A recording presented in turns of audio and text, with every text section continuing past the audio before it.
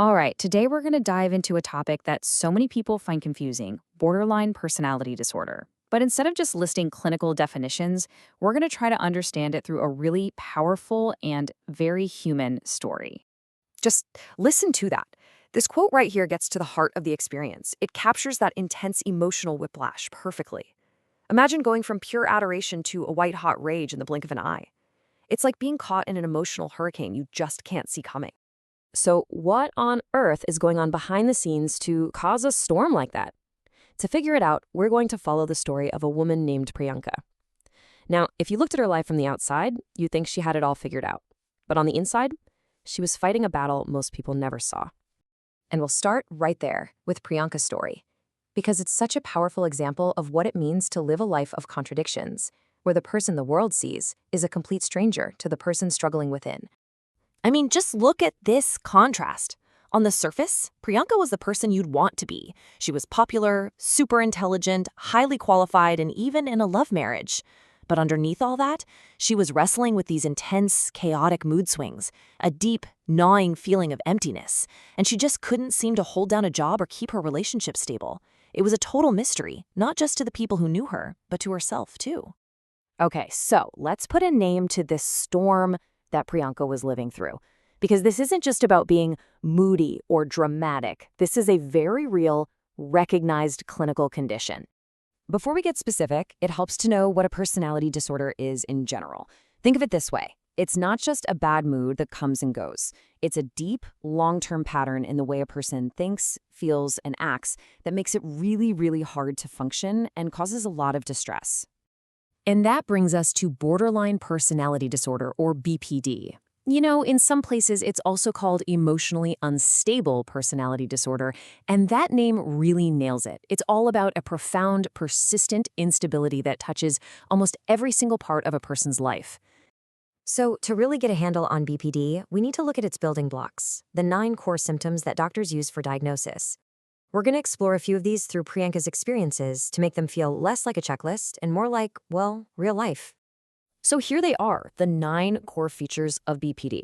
And a diagnosis doesn't mean you have all 9. You need to have at least 5 of them, and they need to show up consistently across different parts of your life. It's a whole spectrum of struggle, from terrifying fears of being left alone to impulsivity and that constant feeling of emptiness. So what does this actually look like? Well, let's take that fear of abandonment. For Priyanka, this wasn't just a little worry. No way. If her boyfriend so much as spoke to another woman, it would trigger this overwhelming sense of panic and rejection. To her, that small, innocent act felt like absolute proof that he was about to walk out the door forever. And that fear connects right into the next symptom, those unstable roller coaster relationships. This is often driven by a psychological defense mechanism called splitting.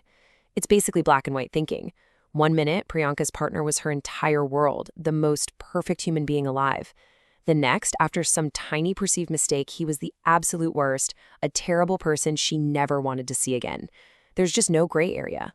Now, this next one, self-harm, can be really difficult to understand, but it's so important to see it for what it often is, a desperate coping mechanism.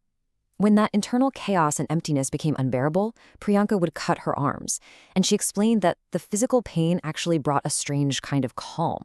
For just a moment, it made the emotional agony feel real, tangible, and a little more manageable. All of this leads us to the big question, right? Where does a disorder like this even come from? Well, the answer isn't simple. It's a complex mix of nature and nurture. Yeah, all the research points to a combination of things. There's no single cause. Instead, think of BPD as the result of a complicated dance between a person's genetic wiring, their environment, and really crucial life experiences, especially when they were young. So first, let's talk genes. Twin studies have shown that BPD has a heritability of up to 69%. That is a huge number.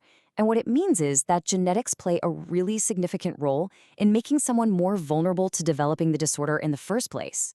But genes are only one part of the story. The other massive piece is experience.